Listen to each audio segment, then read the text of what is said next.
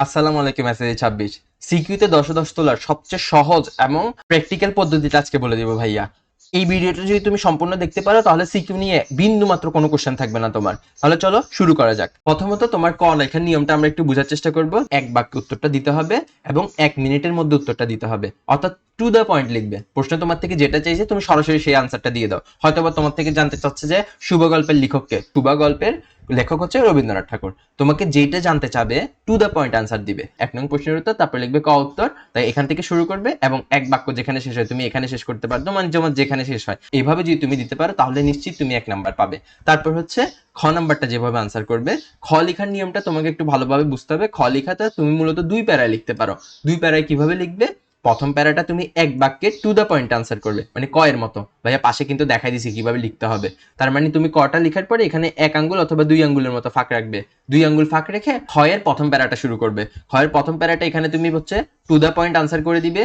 যা জানতে চাইছে তা একদম ঠিকঠাক বলে দিবে, টু দ্য পয়েন্ট, কোনো কথা বাড়ানোর দরকার নাই। তার পরবর্তীতে তার পরের প্যারাতে চলে যাবে তুমি, মানে 1 আঙ্গুল ফাঁক রেখে তার পরের প্যারাতে চলে যাবে এবং এখানে তুমি বর্ণনা করবে তোমার দ্বিতীয় প্যারাতে যে কেন তোমার উত্তরটা সঠিক। দ্বিতীয় প্যারাতে তুমি তোমার উত্তরের পক্ষে বই থেকে যুক্তি দিবে যে এইটা আমি কেন বলছি বা এইটা কেন হয়েছে। এবং এখানে তুমি কিন্তু সময় পাবে 3 থেকে 4 মিনিট। 3 মিনিটের মধ্যে লিখে ফেলতে পারলে ভালো।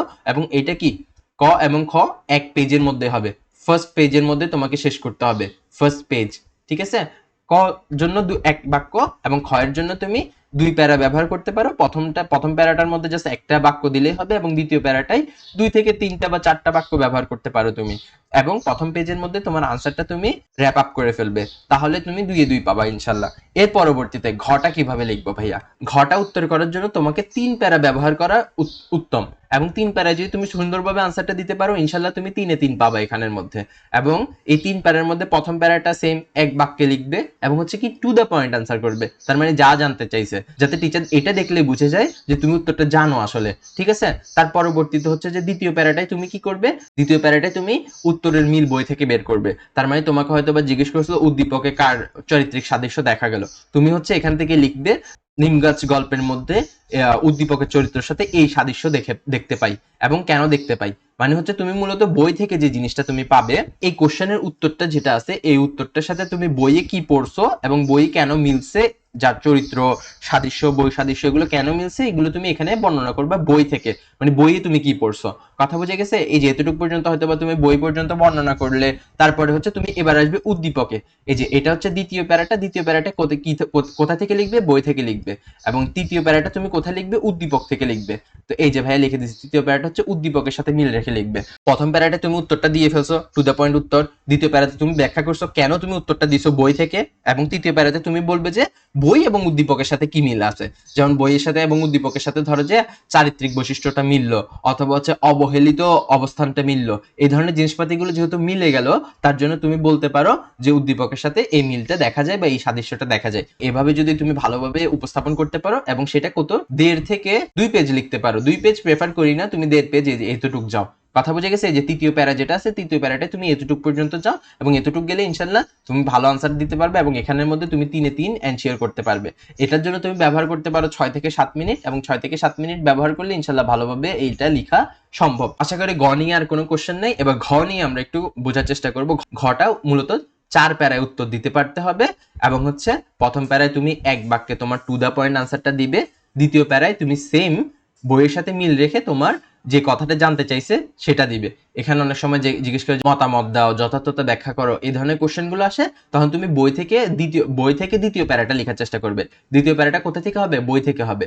তো বই থেকে যদি তুমি দ্বিতীয় প্যারাটা লিখো তখন দেখবে যে সহজেই তুমি আনসারটা করতে পারতেছো। এবং তৃতীয় প্যারাটা কেন লিখছো, তুমি বই থেকে কি মিল পাইছো, তৃতীয় প্যারায় তুমি লিখবে যে উদ্দীপকের সাথে তুমি কি মিল পাইছো, উদ্দীপকের সাথে কি মিল খুঁজে পাইছো তুমি বইয়ে, এটা দিবে যে উদ্দীপক ও বই মিক্স করে তৃতীয় প্যারাটা দিবে।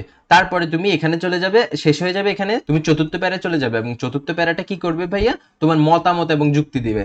ঠিক আছে, তুমি এই কথাটা কেন বলছো? তুমি তো প্রথমে তোমার উত্তরটা দিয়ে দিছো, প্রথমে উত্তরটা দিয়ে দেওয়ার কারণে টিচার বুঝে গেছে যে তুমি উত্তরটা জানো। এখন তুমি বই থেকে তোমার ব্যাখ্যাটা বললা যে কেন তুমি উত্তরটা বলছো, কি ধরনের মিল দেখছো সেটা তুমি তৃতীয় নাম্বার প্যারাতে বলবে, যে তুমি বই এবং উদ্দীপকের মধ্যে এই ধরনের মিল খুঁজে পাইছো। এবং শেষ প্যারার মধ্যে তুমি গিয়ে তোমার মতামতটা ব্যাখ্যা করবে যে এই কারণেই আমরা বলতেছি, বা পরিশেষে বলা যায় বা সর্বশেষে বলা যায়, তুমি উদ্দীপকটা র্যাপ আপ করে দিবে। এবং এইটা তুমি 2 পৃষ্ঠা লিখতে পারো, 2 পৃষ্ঠা লিখতে পারো।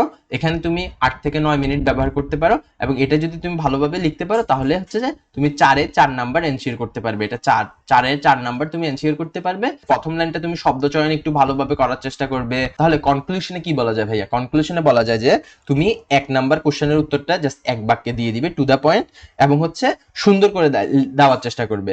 তারপরে খ নাম্বারের উত্তরটা তুমি হচ্ছে যে 2 প্যারায় দেওয়ার চেষ্টা করবে। প্রথম প্যারায় নিজে 1 বাক্যের মধ্যে টু দা পয়েন্ট আনসারটা দিয়ে দিবে। তারপর দ্বিতীয় প্যারায় তুমি বই থেকে কেন এই উত্তরটা দিছো এটা ব্যাখ্যা করবে। তারপরে হচ্ছে তুমি ঘ লেখার জন্য 3টা প্যারা ব্যবহার করবে। প্রথম প্যারায় তুমি টু দা পয়েন্ট আনসার করবে, মানে যে উত্তরটা জানতে চাইছে সেই উত্তরটা এক্সাক্ট ভাবে তুমি দেওয়ার চেষ্টা করবে। তারপরে দ্বিতীয় প্যারায় তুমি ব্যাখ্যা করবে যে বই থেকে কি পড়ছো তুমি এই সম্পর্কে, বইয়ের সাথে মিল রেখে দিবে। এবং তৃতীয় প্যারাটায় তুমি উদ্দীপক আর বই মিক্স করে দিবে। এবং এতটুকু তুমি 1.5 পেজের মতো লিখলেই মোর দেন এনাফ। তারপরে এখানে কিন্তু লিখিও না, এখানে না লিখে তুমি তার পরের পেজে চলে যাবে। তাহলে আমাদের টোটাল পেজ গেল কয়টা? এখানে একটা পেজ, আর এখানে হচ্ছে যে সেকেন্ড পেজ, এখানে হচ্ছে থার্ড পেজ। বুঝে গেছে ভাইয়া? তারপরে হচ্ছে এটা হচ্ছে ফোর্থ পেজ, এটা হচ্ছে ফিফথ পেজ। তার মানে তুমি টোটাল 5 পেজ লিখলে একটা সৃজনশীলে মোর দেন এনাফ। এবং হচ্ছে তুমি সৃজনশীলের 4 নাম্বারটাও প্রথমে টু দা পয়েন্ট আনসারটা দিবে, এবং এই টু দা পয়েন্ট আনসারের মধ্যে একটু সুন্দর করে লেখার চেষ্টা করবে প্রথমে, ঠিক আছে? যে হচ্ছে শব্দ চয়নগুলো যাতে সুন্দর হয়, হ্যাঁ, একটু আলাদা শব্দ ব্যবহার করার চেষ্টা করবে। তারপরে দ্বিতীয় প্যারাটাতে তুমি বই থেকে লিখবে, বইয়ের সাথে কি মিল খুঁজে পাইছো তুমি সেটা লিখবে। এবং তৃতীয় প্যারাতে তুমি উদ্দীপক এবং বই মিক্স করে লিখবে, উদ্দীপক এবং বইয়ে কোথায় মিল রয়েছে বা অমিল রয়েছে এই জিনিসপাতিগুলো তুমি ব্যাখ্যা করবে। তো প্যারাটাতে গিয়ে তুমি তোমার মতামত অথবা যুক্তি ব্যাখ্যা করবে যে এই কারণে আমি এটা বলছি, উদ্দীপকের এই চরিত্রটার সাথে এই চরিত্র সাদৃশ্য রয়েছে, অথবা এই চরিত্রটা সম্পূর্ণ এই চরিত্রে ফুটে ওঠেনি। এই টাইপসের জিনিসপাতিগুলো তুমি সহজে লিখতে পারবে। এবং 8 থেকে 9 মিনিট ব্যবহার করলে তুমি সহজেই এখানে 4-এ 4 তুলতে পারবে। এই স্ট্র্যাটেজিগুলো ফলো করলে ইনশাল্লাহ তুমি সিকিউর মধ্যে 10-এ 10 পাবে। এখন প্রথম কয়েকটা সৃজনশীলে যদি তুমি 10-এ 10 পেয়ে যাও, শেষে গিয়ে ভাইয়া জানি একটু লেখাটা খারাপ হয়, একটু লেখাটা বোঝা যায় না, একটু অপরিষ্কার হয়ে যায় তাড়াহুড়ার জন্য, একটু খারাপ করে ফেললেও টিচার বেশি নাম্বার কাটবে না, হয়তো বা শেষে গিয়ে তোমাকে 8-7 দিয়ে দিচ্ছে একটা সিকিউতে, দেখবে। তাহলে প্রথম 2টা বা 3টা সিকিউ যদি তুমি সুন্দরভাবে স্ট্যান্ডার্ড ফর্মে লিখতে পারো, শেষের গুলোতে তুমি যদি গিয়ে একটু কম লিখে ফেলো তখন টিচার বেশি নাম্বার কাটবে না, জাস্ট হয়তো বা 2 কাটবে, হ্যাঁ 1 কাটবে বা 2 কাটবে এরকম, অথবা হাইস্টে গেলে 3 কাটতে পারে, কিন্তু তবুও তোমার একটা ভালো রেজাল্ট হওয়ার সম্ভাবনা আছে।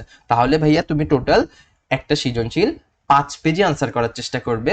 এবং একটা সৃজনশীল লেখার জন্য গড়ে তুমি 20 মিনিটের মতো নিতে পারো। এভাবে যদি তুমি সৃজনশীল লিখতে পারো, সৃজনশীলে কোনো ধরনের ভুল হবে না।